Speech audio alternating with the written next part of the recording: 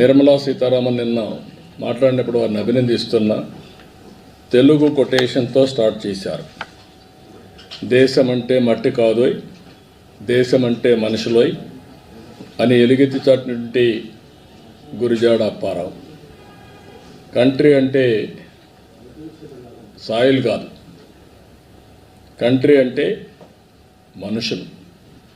మనుషుల్ని ఎంపవర్ చేయడం మన బాధ్యత అని చేసి 2047కు అవసరమైన ప్రియారిటీస్ అన్నీ కూడా బడ్జెట్లో చెప్పారు.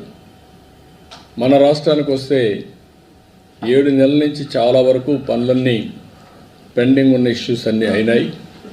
దానికి నిధులు కూడా పెట్టారు.